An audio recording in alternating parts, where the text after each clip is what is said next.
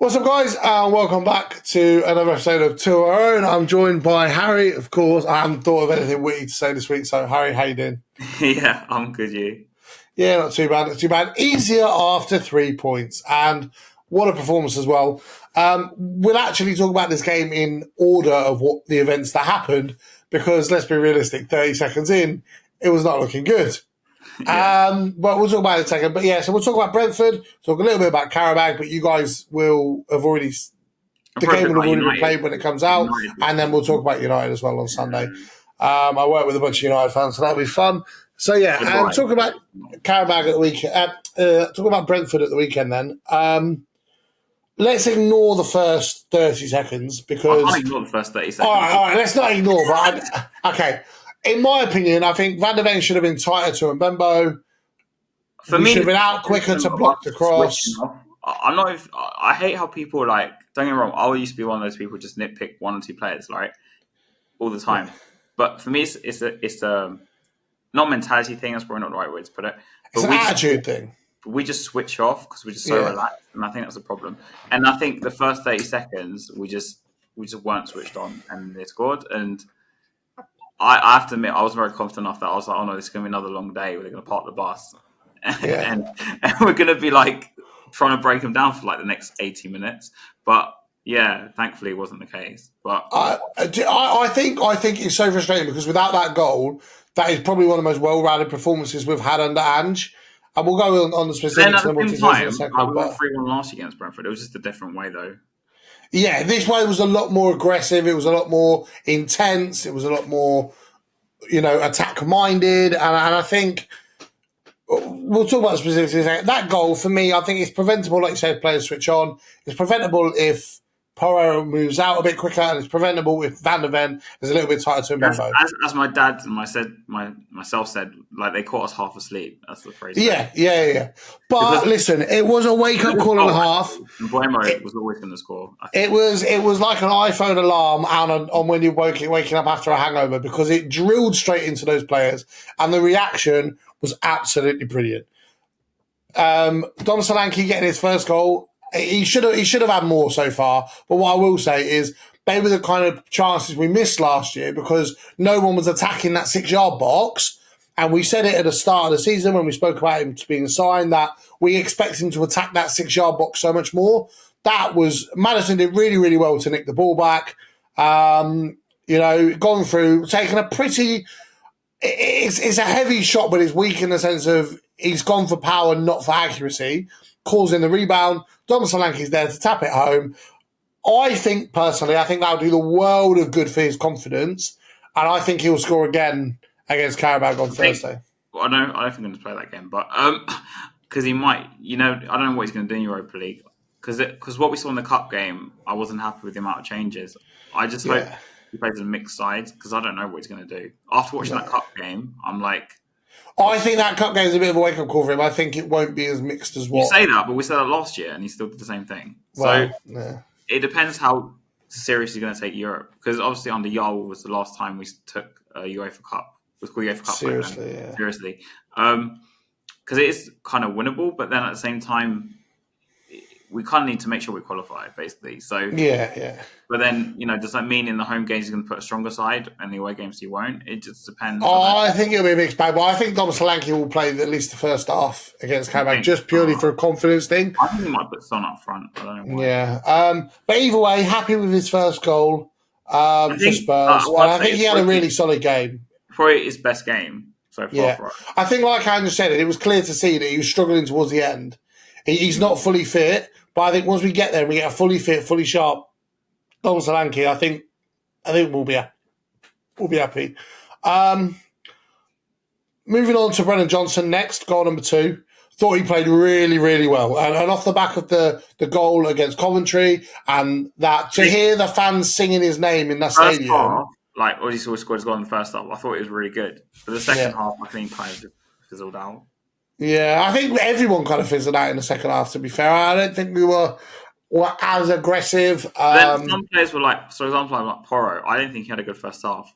But the second half he was a lot better. But I think mainly it's because they just weren't giving him the ball that much in the first half. I didn't feel like they were. Yeah. And then Maddison had more of the ball, I thought, in like first hour, let's say, Yeah. and then Bit and more what towards I the end. noticed at least, I hope this is a permanent tweak and not just a one-off. We'll talk Madison about that was in a second because I know what you're going to say. We'll talk about that yeah, in a second. Let's talk about the goals because I've got that. I've got that in my head. I know what you're going to say. I think Brennan Johnson. He probably should have had 2 or 3 goals if I'm being real. And I he think the missed more like and one or two more chances. he keeps going, the more and more we'll see him score more goals. So that's 1 out of 20 towards that 20 quid. 1 out of 20. I want to see him perform against United. That's the game I want to see him perform at. I think, like I say, I think with him it's about confidence. I think he's clearly a confidence player. Like, he clearly can take on his man and hit it to the far post because He did it he with did a that goal, with crosses wasn't last it? year, and he did that with his goal, and he did that with 2 or 3 other chances that were just wide of the post and literally just wide of the post. So on another day, they go they're half an inch the other side of the post, and he scored a hat trick. Do you know what I mean? And I think the more confident, and I think this is where Europe will be brilliant for him because against the lower quality sides, he will be able to build up his confidence and build up his composure in those moments. I'm saying what I'm worried about is more the higher quality sides because. But what I'm saying is Johnson, Richarlison, I can't remember who else it was. Kulusevski, like basically all attackers apart from Son score goals against like the bottom 10 / but not against. But what I'm saying with him, I think we saw it last season with the amount of assists he got that he can have that confidence against better sides because we had that argument at the back end of last year and we found he'd actually done about similar against the lower quality sides as he had the higher quality sides. It was just more assists against quite high quality sides and it was goals. And it was more goals against the lower quality sides, your Wolves away, etc., etc. So I think we will see that with him. And I think this is where Europe can play in our favour because we can play a player like that into confidence. That Coventry goal, honestly, hand on heart, may well be the most important goal of his career. We'll see against United. Yeah, we'll see. But like I say, I want him to play for me. I want him to get at least 45, 50 minutes against Qarabag. He can get 2 goals, bring him off at half-time, goes into the United game, full confidence, and let's see. But I really do think there's going to be a turning point for him now, and I really, really hope that it is because the way the fans sung his name, they're the people that he should be paying attention to, not the people on Twitter sending him death threats or hurling abuse. Is it all right? We've always said this. It's fine to give a player constructive criticism, but the minute you just start hurling outright abuse towards people with no logic, no reasoning, just because they've missed one chance, it's so uncalled for, and it's never going to do anything productive. At the same time, I don't agree with the way he dealt with it personally, and the reason I say this is firstly for me, I'm someone who's got a lot of abuse online, yeah. And I guess I'm different because I just kind of don't really care what people online say. Yeah. Maybe Johnson's different because he's a lot younger. He's like 22, 23. Yeah. But, what I will say is, though, I think footballers nowadays don't really have as thick skin as back in the day, right? So what I'm saying is I don't agree with the abuse, by the way, before anyone shoots me. But what I'm saying is I think he needs to learn to deal with it in a sense of like... He does, but I think sometimes blocking it out to focus on your career. Because if you're like the player, we used to give John Terry so much abuse, right? For example, we used to give people like I don't know, Sol Campbell, so much abuse. Yet they still came on the pitch. I didn't hear them about deleting X or something or whatever social media they had, and they just got on with it. Yeah, and but do you not think that shows a level of maturity, though? What I would have done personally, if I would have told my branding team just block the people that are saying abuse or report them, whatever it is. And rather than delete the whole Instagram. But the reason why I disagree with that is because I think it shows a level of maturity because he's gone, look, I am struggling to process this. So by me taking myself away from that, I can do what is more important, which is focus on the football. And since then, he scored a cup-winning goal in a game we were by far and away inferior to the team we played against. He should have lost that game. And then he's gone and scored a really well-taken goal against Brentford, put in a really solid, well-rounded performance. Probably should have scored more, if we're being honest. I think you'd be right if he went another 10 games after making that decision without a goal, without playing well. But the fact that he's put in these performances, as far as I'm concerned, I'm happy to keep himself away from the limelight, improve the performances on the pitch to the point where there is a confidence instilled back in him. If he didn't have social media at all, I'd be like, I get what you're saying, but the fact is just it's the act. I have a different view on it. That's why it is. Like for example, I don't know if any of other players have suffered abuse online. Like, I don't know, but For example, a personal example I'll give you because he doesn't play at Spurs anymore. I used to tweet about Tom Carroll all the time. I used to not rate him all the time. You know about this, don't you? Yeah. And he blocked me eventually on Twitter, but he never deleted his Fucking Twitter. snipers. He actually blocked me though. He just didn't delete it. But then, to be fair to him, he just got on with it, right? And I'm not saying Tom Carroll's the best player, but to me, that shows more mental strength personally to just deal with it. It does, but I think there's more mental strength shown by admitting that you need to take a step back than there is by pretending it's okay, letting it whittle your performances down so much so that you end up getting sold. Instead, he's gone, my career at Spurs is more important than some bunch of twats on Twitter or on Instagram it was, actually. And I'm going to be real, though. A lot of the abuse on Instagram is racial abuse. Now, I'm sorry, but for me, if I was a football player being racially abused, I would take myself out of the situation, sort the footballing stuff out first because that's the most important, and then I'd go and then report those accounts and deal with that from the professional side of things. Anymore though, so how are they going to report the accounts? No, well, what I'm saying is, how many times have you turned around and said in the past that football players are, the social media is a priority, the going out, the photos, whatever is the priority? If anything, he's just proven that the football is the most important thing to him, which is what we asked for. No. What I'm saying is that to me, it seems like you're like giving into the trolls. If that makes sense. That's how I would see it. It's like. You'd be giving into the trolls if you went and then dropped another 4 out of 10 performance. No, but he didn't have to delete his Instagram to drop 4 out of 5. But if that's what it takes for him to take a step back and focus on what's more important, then I think we need to praise the maturity to do that. I don't know him though. I'm just saying. I think personally we need to praise the maturity for him to do that rather than criticise the fact that he's done it. Let's be realistic. Who really gives a shit whether he deactivates his Instagram or not? He scored a game-winning goal. He scored another goal in another game. That was my phone. I apologise. He's bagged another goal in a game he played really well. Should have scored more in. I honestly don't think. I think that's something minor to follow. I'm just saying, like, I guess I have a different view of things because, like, I experienced different things when people tried to push me to do stuff, right? Yeah. And to play their way, and I've not done it. And eventually they've stopped, and then I've just. But the type of abuse you've received, no disrespect, is different. Because I one of the reasons I followed you, but way back when, 7, God knows how many years ago. Yeah, 7 years ago. Was because of the people going in on you for footballing opinions. Like people just calling you an idiot. People were saying you were overly fucking negative and you were too anti-Levy and whatever. And Harry is the OG of the OG when it comes to being anti-Levy, right? For those guys that don't know.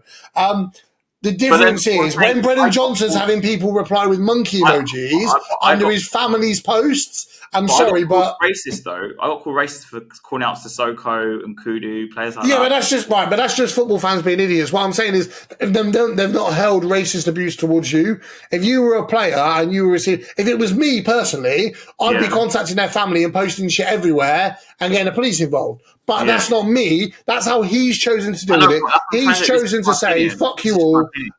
I'm prioritising the football." If his performances continue to be poor, then I'd kind of say it hasn't done anything. But the fact that he's gone and scored 2 goals in 2 games, including a game we desperately needed to win, and he's grabbed a winner, I think for me personally, it shows he made the right decision. I know. This is just my opinion on it. I was saying, like, we'll see what happens. But I'm saying that's what I would have done. That's personal opinion. Okay, cool. We'll move on to the Maddison goal next. We were saying this before actually we started, and I said it on Twitter the other day, but I think that was his best performance in the Spurs shirt. He was electric, he was direct, he was quick decision-making, it was the right decisions, he played a lot further forward at times. I was going to say, I think what he did, maybe we'll talk about it for that, but I think he pushed Son further in and put Maddison further wide. He did, That's what it looked like. And Maddison takes a lot of, at Leicester, was taking a lot of places off the left. I mean, I've done loads of streams, people talk about this a lot. Yeah. And it seems like he finally did that. Whether this is a one-off or like a permanent tweak, I don't know. We'll see against United. Also, it does depend what kind of midfield he plays against United, because I don't know if he's going to go with Kulu. I think if you noticed as well, but for the Maddison goal, all 3 counts are Romero, first of all. Let's start with Basuma, first of all. Absolutely outstanding tackle to win the ball back like that. Absolutely outstanding. Not only that, very quick reaction from Romero, because if you notice, the minute Basuma's gone in for the tackle, Romero started to go. Yeah. Which, having the confidence in your fellow teammate to know that they're going to win a ball like that, if he doesn't win the ball, it's either a foul and a free kick or the ball's going to be played through. Yellow card 5 minutes when he came on. Yeah, let's talk about that. But the fact that Romero had the confidence in Basuma to win that ball back and he started making that run was so key, because Brentford had no idea what the fuck to do. The ball into Son was brilliant, and we saw Son, like you say, a lot more centrally, which is where I suggested that it could potentially be moved. So I said a 10, but it's not really a 10. It's just kind of like inside forward. Basically. And again, absolutely brilliant. And there was 2 or 3 times where Son played some brilliant passes that could have led to goals had we been a little bit more clinical. And I think that's where we're going to get the best out of Son, because where we spoke about the back end of last season, which is why I said we didn't need to replace him for another year, was because I thought his creative ability and his passing ability was still fantastic, regardless of his lack of pace. I still think it does show, though. Like it does. But when he's tucked in like that, it doesn't show half as much. Yeah, and then the focus becomes on his ability to play the ball. What I was happy about more than like the 3-1 and the win was that I saw him and finally do something different, right, for number one. And number two, I felt like he was more trying to play to the player's strengths rather than trying to fit the players to fit his system, if that makes sense. Like, I don't think it's as deep as that. I think it was just ever so slight positional changes in transition. And Son's tweak was like a big thing. But this is what I'm saying. I don't think it was as black and white as you're making out. I think it was just a small, very small, minute tactical. I want you to be here and you to be here in transition rather than the other way around. Yeah, I know, because before, Maddison was playing deeper because what it was is that Dogi and Porro would take the space. But because he moved Son away from that wide position, and he put him a bit tucked in where he can do more damage, right? And he had to take more shots, I noticed, as well. Or he had more opportunities to take more shots. And Maddison was taking that. He had that actual space on the left. Like, I saw for the first time in like a year, probably, Maddison had space. And I was like, thank God. It's like, did this guy finally watch some Leicester games and realise that Maddison was playing that side? And because he used to play left wing as well for a bit for Leicester, if you don't remember. But yeah, he was kind of how Ericsson was for us. He was like a wide 10 as a like Ericsson used to play. Yeah. Kind of reminded me of that bit. But so like tactical tweak was a big thing for me because I see Ange not do much tactically tweak stuff. So I knew you were going to mention. I'll mention that in a second. But yeah, go on. And then obviously on the other side with Porro and Johnson, I think it worked all right. But that's because Johnson was taking more wider areas. I thought. Yeah, Johnson was becoming more of a touchline winger, and then when Porro was further wide, Johnson was moving more central, which is where he was able to score from. And I don't think it's as much of a tactical change as I think it's more of a personnel thought process of, lads, listen, if you're on the attack, Son, you're more likely to score being central than you are being wide. Maddison, we're on the attack, drift out wide slightly, so Son's the one making the run rather than you being the one making the run. Exactly. I wouldn't really consider it a tactical change more so than I would a player tweak. Like in their heads, they're choosing to take up this to do something like that. I don't think so. I think he's just said, look, use your common sense. If you're coming up against a fullback who's quick and strong, Son, you're not going to beat him. So, Matters, as soon as we win the ball, as soon as Basuma's got the ball, do me a favour, drift out wide, Son, tuck in just the other side of Solanke, Johnson get out wide, and you've still got the same shape, but Son's the 10 and Maddison's the winger, not the other way around. Or like a long-term thing. We'll see. I think it'll be one of those things that the players will do if it's needed against certain opponents. So if you play against like Man United, for example, and Son's got acres of space on that left-hand side and loads of time because Missouri's an attacking right back or Dallas an attacking right back, wherever they play on the right, then he'll keep it like that. If Son's losing the ball every single time he goes forward, it's not going to be a touch like that Johnson was on the other side. Yeah. Because of Son's. Let's be honest, Johnson's way faster than Son now. Yeah, he is. Yeah. Way more pace. He's going to have to play a lot more earlier direct balls and cut in a bit more and try and play cross-field. Son's decision-making is going to have to be a lot quicker if he wants to play out wide. But what I'm saying is, if we play against an opponent where Son naturally has more time, then it makes sense to leave him like that. If we get to the point where we're playing against someone... That's to do with his lack of pace, though. Is like he'll get the ball, he was running, and then he was stopped. And the minute he stops, they've caught up because he's not... Back or just stop. Yeah. Like, he had that chance, was that chance before the goal or something? When he had the ball, he ran, and I was like, pass it here, pass it there. He took too long to make a decision. By the time he made a decision, they caught him up. Yeah, that's I think before. Son would obviously 2 years ago, 3 years ago, Son would just like. Yeah, it was better. I think the thing is, it showed that what I said in the summer about Son's creative ability not being relative to his pace was accurate, because the ball into Maddison for the third goal was absolutely perfect, and there were so many chances he put the ball like that. He played it into Brennan Johnson quite a few times, and like I say, I think we'll depend on what opponent we come up against. If in the first 45 minutes against Man United, for example, the game's 0-0 and Son's got no luck down the right side, we'll see literally the minute Basuma wins the ball, we'll see one go out wide and one come in, rather than Son being out wide automatically and Maddison moving forward. I think it'll be a common sense thing that the players will be told, if it's not working doing what I've told you to do, just swap. Yeah. I think somebody is a common sense. Maddison's finish was brilliant, absolutely brilliant, really well taken. I love those kind of goals, personally. I was really, really impressed with the decision making from all three leaders in that team for that. Romero, Son, and Maddison all played a really key role. And we spoke a few weeks ago about the fact that we're struggling to find players to step up in key moments. Moments like that show to me that they can be leaders when they want to be. Now, you need to make that more consistent. When you're in a game where, and bearing in mind, how many times have we seen Tottenham at 2-1 have loads of chances, not take them and go and concede? Yeah? In that moment, Romero took it upon himself. The minute Basuma won the ball, he was off.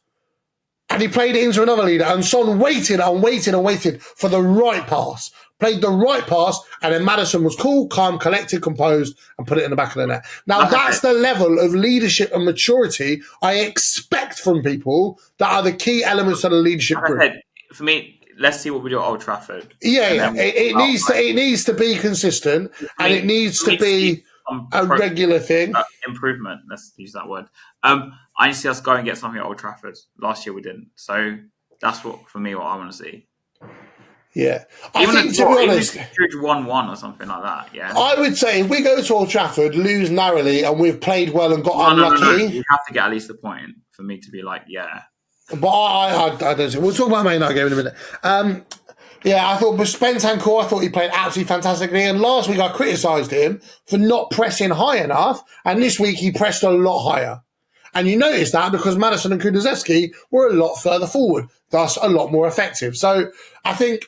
For me, Bentancur can be the 6, and so can Basuma, but Basuma needs to be more defensively structured at times, which he was in key moments in the game. He's a bit more disciplined than Basuma. But that's what I'm saying. Basuma needs that discipline and maturity that Bentancur's got, and Bentancur needs to press higher and remind himself that I am a 6, yes, but I am that third line of defence for the press, and if I'm leaving a gap between, everyone's going to be pulled back, or we're going to get cut through the midfield. That position, I'd play Basuma a bit further up, but that's just my opinion. But I think if you've got the ability to play Kulusevski and Maddison, or Bergville and Maddison, and then one of the two, then we're playing in two competitions every week. United, I like to see Bentancur, Basuma, and maybe Maddison or Kulusevski.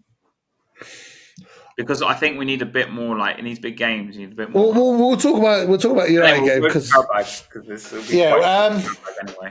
One last thing from the game on Vicario? Sunday, yes, Vicario. Now listen, am I going to apologise? We were told that Ali Gold said it the other day, that he became part of the leadership group over the summer. Yeah. Now that doesn't surprise me, and I have no problem with that. He's vocal in that, yeah. And we've said this, we actually said that his personality, his character, from the minute he made the comment about walking from Italy and whatever, we said this is a good guy that's going to bleed for the shirt. And he has done when he's been in. And I'd like to point out, despite what we're going to talk about in a second, he made some absolutely crucial saves in that second half. Unreal. Absolutely unreal. I thought it was a goal. I was like... The header, there were one or two literally like hand flicks, like... Unbelievable. I really like my favourite one, and I think Lloris did this in a save to this way to see. Was that when he's diving across and he flicks him in the palm of his hand to get out? Just unreal. There was one or two where he went to his knees and dived to the bottom corner and saved it, and I really thought that second half he was absolutely unplayable. However, Arsenal fans, listen, yeah, if you're watching this, first of all, what the fuck are you doing? Second of all, a goalkeeper touching the ball outside the box that doesn't prevent a clear goal scoring opportunity is a yellow card and a free kick. Fucking Rory Talks Football, stop asking for a red card for something that wouldn't be a fucking red card. You fucking dumb shit. Sorry, I'll stop screaming abuse at people now. Listen, it should have been a yellow card and it should have been a free kick. Would that have changed the game? Absolutely not. Because from the minute we scored our second goal, we were on top of Brentford and we smothered them and we suffocated them and we played really well. I agree with that because there was a lot of times in that second half at 2-1 and I thought they were going to score. And I was like, please score another goal. Like they were, but like I say, I don't think it would have changed the impact of the game, and it definitely wouldn't have resulted in the goalie getting sent off. So anyone thinking that, it wasn't a red card. It wasn't a red card. But I do second of all, this is where Vicario for me loses out to Raya. The lack of domination on the corners. Why do you compare these two every week? The North London Derby was 2 weeks ago, Harry. Stop. Bring it up. And then obviously that kicking, mate. I don't know what the hell he was doing. Kick it out, mate. So I have two issues with Vicario right now. Oh my god! I have two issues with Vicario right now, and neither of them are what it was 6 weeks ago.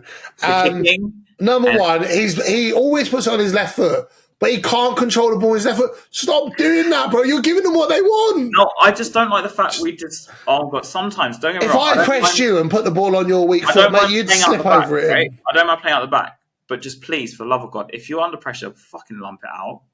And I'm like, he took 2-3 touches more than he should have. Yeah. He just lumped it out. For me, the decision where he almost got caught on his left foot, and for me, his decision making to run out from the box. Listen, all goalkeepers have done it. Edison did it a few years ago. Yeah. Any top goalkeeper at some point in their career. I haven't seen. I only saw the replay. It was outside the box. Any goalkeeper who's come for the ball at some point or other has gone a little bit too far and gone shit. Listen, it happens. It's a one-off. As long as he doesn't do it again, I'm going to look at it as an isolated incident. You know what? Lloris has done it a few times. We've seen Lloris come out, handle the ball, and actually been sent off because it's prevented a goal-scoring opportunity. Yes, prevented a goal-scoring opportunity. Just for the idiots that are watching and don't understand the rules. But I think as an isolated incident, it is what it is. We can laugh and joke about it and listen to Arsenal fans crying. I actually think the way he dealt with the crosses and the way he dealt with the set pieces was a lot better than what it has been recently. And you can clearly see that the club and Ange have identified that it's a weakness. And he is working on it. We did say this. Do you remember a few weeks ago when Kieran came on and we said that I watched the training video and you could see they were like shoulder barging Vicario from corners and stuff? You can clearly see that it is working. It is working. And I think maybe for the league that he played in, and not just the league, but the club he played in, no disrespect to Empoli, but the standard he was playing in, for them, they haven't got the level of analysis and the level of detail. And it's not as aggressive in terms of that scenario. Exactly. So they're not used to it as much, so it's not as exposed as much. I think that's why they often say that Italian keepers will struggle in the Premier League because of this. Yeah, I think so. And like I say, I think the fact that he's improved on that a lot, I said I thought he was better against Arsenal, apart from the set piece, which everyone was poor at. But on Sunday, I thought he was a lot better. And I think as long as that continues and there's no more silly running out and touching the ball outside the box, then I'm really, really happy with his for me, he's heading to Gomez territory if that carries on. Yeah, but let's hope it doesn't. I'm still sorry about Gomez like 12 years later. Let's not get on a rant, shall we, please? I hope he doesn't do anything stupid. So Qarabag, I'm quite sure. Qarabag, I'm confident. It's a home game. I think we'll win 4-0. I think we'll win 4-0. Son's first goal in the Spurs shirt was 9 years ago against Qarabag, which is quite nice. I think he'll probably play him up front, to be honest. Yeah, I want to see Mikey Moore get some game time, and I want to see some of the youngsters get some game time. I want Bergville to play, because I think he's improved a lot. I'd like to see Archie Gray line up. So for me, I think he'll be mixed. With one of Van de Ven or Romero, and then Udogie still needs game time, I think, and then I'd put Spencer at right back. Oh, Spencer can't. I forgot Spencer can't play.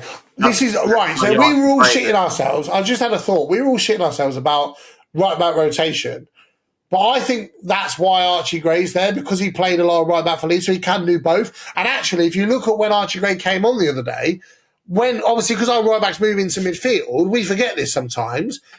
He was playing more that holding midfielder role, and then the other midfielder was the one that was pushing forward. So where before, the inverted fullbacks were the ones becoming the 10. When Archie Gray inverted, Archie Gray became the DM, and whoever was in front of him pushed further up into midfield. The negative of that, though, is that, say, Porro is way more, for me, like, he's got more weapons, right? Gray... Yeah. there is benefits to it, but I think you can need to play a certain type of midfield to get the benefits of that. Yeah. But that's where I think we'll see like a Bergville and like a Kulusevski, and then the holding midfielder will be someone like Basuma, and then when Archie Gray pushes in... Thursday. I think he has to play for his game time. I think it was. Yeah, I think so. But that's where I think... Basuma, Sarr, Bergville or something, and then... in fact, I'd quite like to see that then, because when Archie Gray moves into that DM role, you've kind of got... Basuma can push into an 8. Basuma can push higher up, puts Sarr and Bergville a lot closer to the striker, and then, yes, it leaves a hole at right back, but where you've got someone of the pace and the work rate and the athleticism of Brennan Johnson, he can track back if we're countered. But the reason why I think we'll play Gray in that right back role moving into the DM spot is because that gives us an extra body to put in midfield to really suffocate teams. And I think against a team like Qarabag, it would be really, really effective. And then, and I think he'll play something like, I hope Moore gets to go, and maybe Son up front or Solanke, and then probably, I don't know, for us at right wing, maybe Johnson again, if he's going to carry on playing him again. I'd like to see Solanke get 60 minutes. Something like that. Just a bit mixed. And then you can take off players if we go 2-3 and a lot. Anyway, going to United. Harry didn't want to talk about the Qarabag game much because surely we should win that game. I don't think it's a consensus. Yeah. I think United's interesting because United's going to be interesting because I'm going to get held abuse at work next Monday if we lose. One of my managers is a United fan, so one of the girls I work with was a United fan as well, and she didn't stop. United. It's difficult at Old Trafford because the last probably good result I remember us getting there was Lucas Moura's hat-trick under Jose. I know, which I can't believe it's really been that long. I'll take a point right now. If you offer me the point, I'll take it. I think United were great against Southampton, but Southampton made themselves problems. Obviously, United saved a penalty. United just couldn't physically put the ball in the back of the net in their game at the weekend either. So, I think United always turn it on against us. They do. I think it's going to be one of the. It's going to be close. It's going to be really close. I think it all depends on who scores the first goal. I think if we score the first goal, and we continue to press and continue to hold them in, I think we will get a second because United are prone to defensive mistakes. Honestly, in my opinion, we need to get 3 to win that game. At least 3 goals. I think 2 will be enough, just purely for the fact that the weekend in the final third, United were awful. I know, but absolutely awful. Then he unfortunately got docked to Tottenham. So but I think we're slowly easing out of that. To be fair, with United, a lot of it's psychological because I just think I don't know. Whenever I watch that game, even until we won the AVB, that was such a massive thing. I remember when Bale scored that goal, and I think Dempsey got one. I think third one, but we scored 3 goals. I think that went that day. I think it was 3-2. And then the season after we won with Sherwood 2-1. I think Adebayo got one of them. Yeah, I remember that one. I know we won at the Poch, but I remember a game I remember was the Lucas Moura one that we won at Old Trafford under Poch. Yeah, that was it. No, that was it. Jose won 6-1 in lockdown. Was it 6-2 or 6-1? 6-1, yeah. And Conte didn't get anything there. Yeah, because Villa beat Liverpool 7-2 the same weekend. Yeah, so for me, our record there is not great. It's better than it was back in the past, but that's what I mean. If we can go there and get a point, I'll take it right now. Because for me, I looked at United, I looked at Arsenal, I looked in those fixtures, and Liverpool. I've got Liverpool yet, but United, Arsenal, and I said to myself, if we get a point here, I'll take it. I mean, their game against Palace, they had. To be fair, actually looked like they played the best they've played in a while. They were pretty dominant against Palace, but Palace held in there. The man of the match was Dean Henderson. Fucking hell. Yeah, they played quite well that game. I actually watched a bit of that. Their wingers played poorly against Palace, and I think that aids us because of how offensively we play. I'll be interested to see first half an hour who has more possession. Game, actually, I know everyone's going to be quite cagey, but I think it's going. I think it'll be open, but I think it'll be tight. I'm going to go. I'll say 2-2.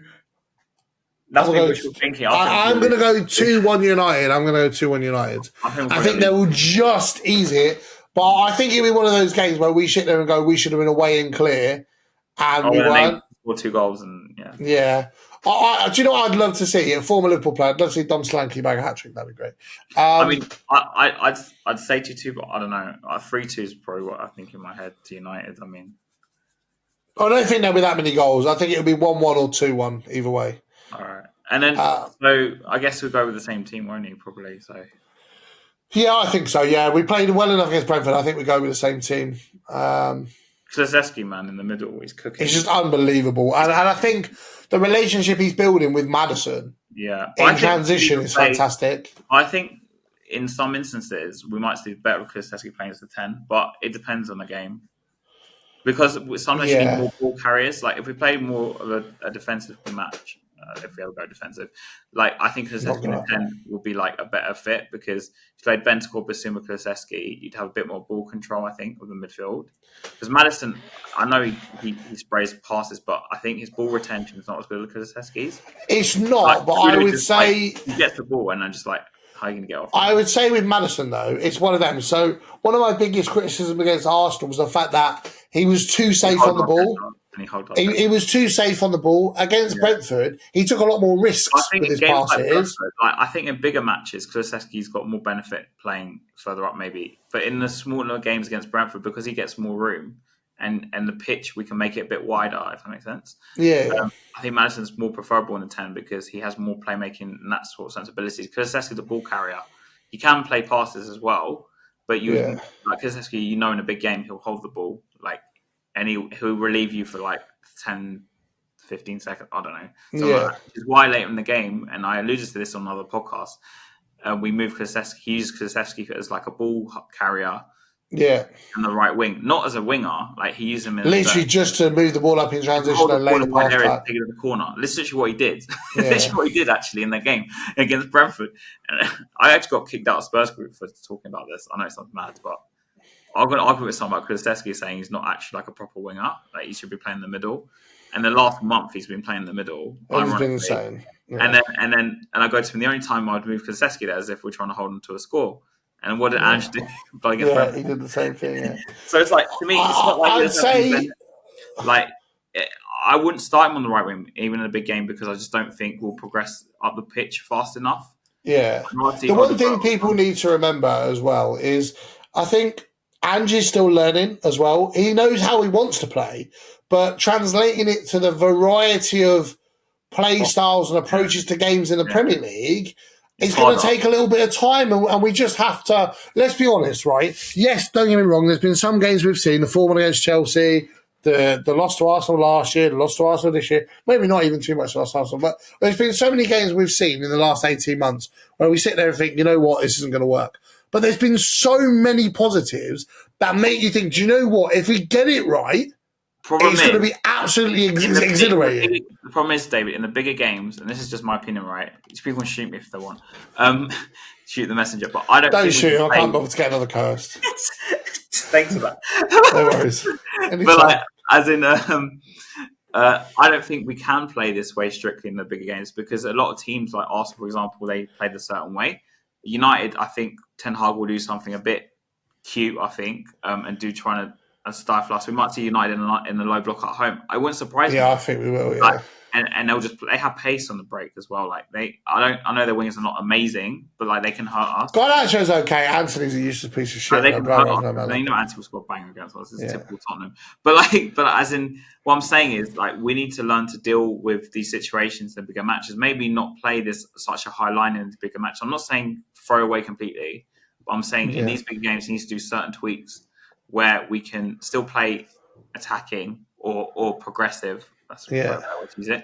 But we're a bit more clever. Maybe not in the whole game we press high. Maybe when we have the ball we press high. But then when we defend, the defenders take certain up positions in the defensive transition, or we do something different. Maybe a bit more compact.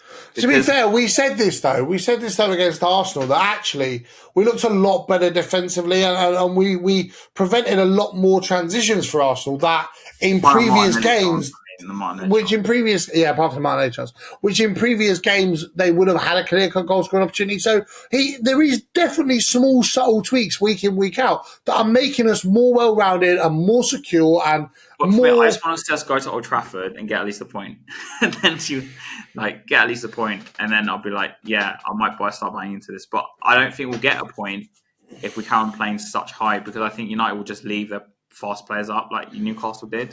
But I think in the same front, though, because I don't want our centre halves on the halfway line. But right, the reason why I'd say I slightly disagree with you is I think if we have the same creative spark we had against Brentford, against Man United, we'll win playing like that. If we have the creative spark we played against Arsenal, we won't score. I'm just talking about the other side of the game, because I think if you're going to get points against these bigger sides, you need to be a bit more clever. I don't know. I just don't think we play this way against bigger teams. And you look at City. Are we really going to play this way against City? I mean, yeah, probably, yeah. And you know what's going to happen with Haaland. But this is what I'm trying to say. We need to. I'm not saying you need to throw away these inverted stuff completely, or throw away the high line completely. But against certain games, especially against games against the bigger sides, like the top 6, 7, 8, whatever you want to call it, we need to do something just a bit different. It doesn't have to be completely low block, because everyone jumps to the extremes and says, you want a low block, blah, blah. I'm saying drop the line 5 yards or something. Because I already know United are going to leave Garnacho, Rashford, whoever's playing up there. To be fair, as long as they don't leave, Garnacho is the only player that worries me, and Xerxes, but it's because he's my star boy. Xerxes is good. And I don't. You know what they'll do? I think they'll just leave 3 up there, and they'll just drop everyone back.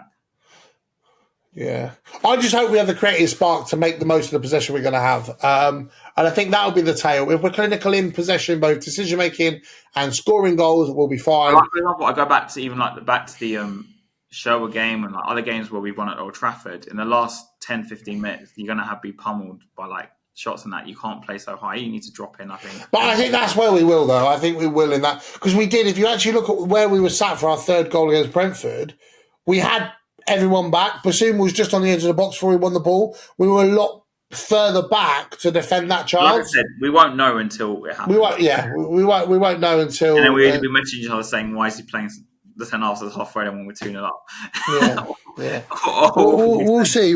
Yeah. But I'm going to go 2-1 either way, and you're going 2-2. The last thing I want to talk... I think it'll be 3-2 to United. 3-2, okay. Yeah. The last thing I want to talk about is the fan forum. I didn't see any of it. All I know is Levy was spouting nonsense. So if Levy, you're watching this, you're spouting absolute bollock.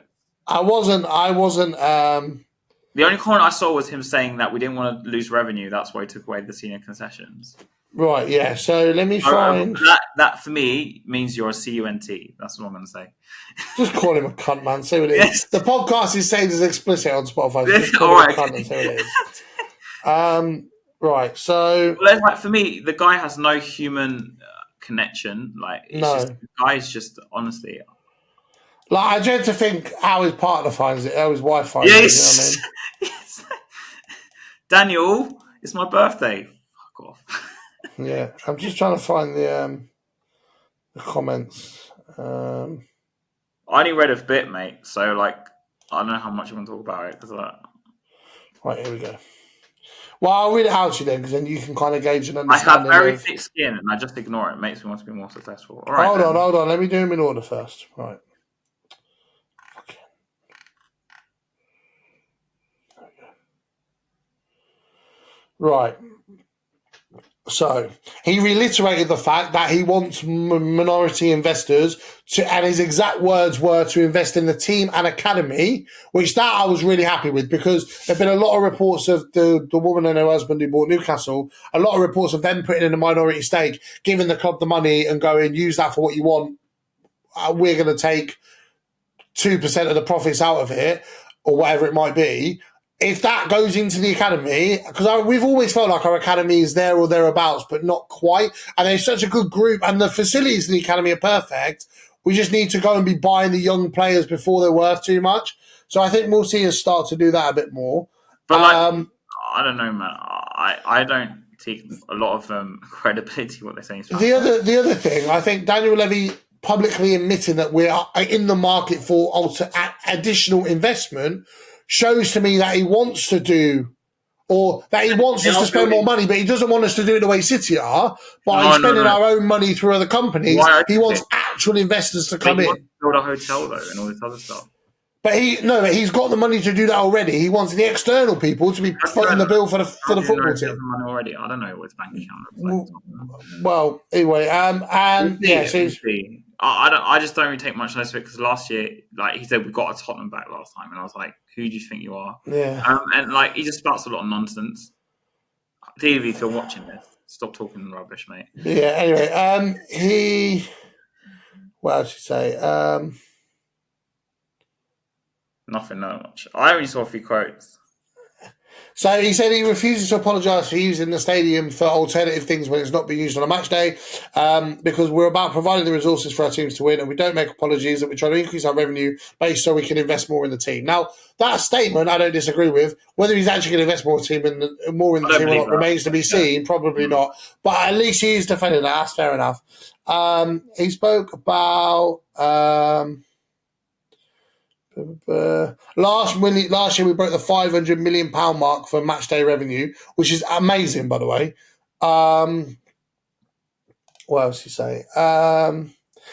So he was asked about Tottenham's young players. Levy made it clear that the club do not sell Postecoglou to sign young players. Our view is we want to play in a certain way. I don't think we're dictating to Ange what he can and can't sign. He will sign who he feels is best for his team and his squad. Obviously, we feel bringing young players through the academy is what Spurs fans want to see, and that's why we're going to be putting more resources into the academy, because we love seeing a player come all the way through and he's one of our own. As a result, we'll end up being younger as a result of that, which I don't disagree with that, to be fair. On the club's current position and progress, he added, I'm incredibly proud of both of our teams and our managers, and I'm glad he acknowledged the women's team in that, by the way, because they have done really well recently. Made it to their first ever FA Cup final last year. They are doing well, and I do think it needs that acknowledgement. I believe we're on the right track. We're going to have some up-downs, but we're going to end in a really good place. And that's about it that I can find, to be fair. Yeah, I think that's really. He made the comments about... I'm really hungry. Sorry, just give me 2 seconds. So he was asked what his top 3 achievements were since he was chairman. He said, getting to the Champions League final, number 1, opening the stadium, number 2, and honoured and blessed to have amazing players at the club, number 3. I think the first 2 are kind of valid, but I think the third one's a bit shit. Like, I mean, you didn't really mention the 08 trophy, so... No, so... Do one. Yeah, it's a bit of a weird one, isn't it? But you forget, the Champions League final got them so much revenue. Like, it's actually mad. Yeah. So that's I'm surprised you mentioned that. I was like, yeah, okay, mate. And then the only other thing I want to mention is Ange was asked about being more pragmatic in big games, which was your point about United, to which his response was, you're spot on, mate. Some teams do that, but it won't be us. We will play our way. And that's blah, blah, blah. And then if we go and lose now... We'll leave that for another day. Anyway, thank you guys so much for watching this week. Next week, touch wood, as long as he's still available, guess who will be returning, because it feels like a while since we've done it. Harry loves it. And we'll be joined by Kieran again, who's been dying to get on Guess Who. Yeah. It's going to be really good fun. I need to start thinking of some unique players. There's going to be no filter, and it'll be players from 2008 onwards, and there'll be no filter on positions, players, anything like that. Managers be completely open. It's going to be more fun. It's going to be so brilliant. And the way we'll do it is we'll take it in turns to ask questions. You can ask it to whoever you like. As soon as you guess one of the 2 persons players, that wins you the point. So that's how we do that. I guess we're going to have to do a tally of 3 things, aren't we, really? Yeah, so we're the first person of the 3 of us to hit. Maybe it's shorter rounds, because I guess it's 3 of us. So, yeah. No, because I think when you got, let's say that every other round, 2 people are asking the same person a question rather than the other person, then you might get the players quicker. So I think it's going to be really good fun, and I can't wait for that. Say? I didn't think of that, sorry. As we might Big brain. Right, yeah. Listen, this is why I make the decisions, yeah? Yes! I'm joking. I just turn up and... Yeah, exactly. You turn up, drop a stinker every now and then. No, I'm joking. Thank you guys so much for watching. Make sure you like, make sure you subscribe if you're on YouTube. Follow us on Spotify, give us a 5-star review. I am live streaming every Monday, Wednesday, Thursday, and Sunday on Twitch. David Spurs FM on everything you like. I made it to a Champions League semi-final last week. Unbelievable. Literally the most fucked up game you've ever seen in your life. Champions League quarter-final, lost 4-0 to Bayern away at home. No, away. Played him in the second leg. I was unbeaten for the entire season with 5 league games to go. Lost to bottom of the league Freiburg. So I said, fuck it, let me go full strength in the Champions League game. I have no chance of winning, and won 6-1. I went absolutely fucking mental, and we've got the Champions League semi-final up tomorrow. Well, it's Wednesday as I'm recording this, but it would have already been done. So you'll see it on Twitter. But yeah, jump in for the streams, have a good fun. All Harry's stuff is in the description below. He does a live stream on a Friday. So go check that out and whatever. Please. And if you want to become a guest, come on, jump on. We've got a few people that I want to get on over the upcoming episodes. Me or David, drop us a message and I'll get back to you in a timely manner when I'm not at work. Other than that, as always, I'm the fucking Spurs. Come on, Tottenham. Spurs.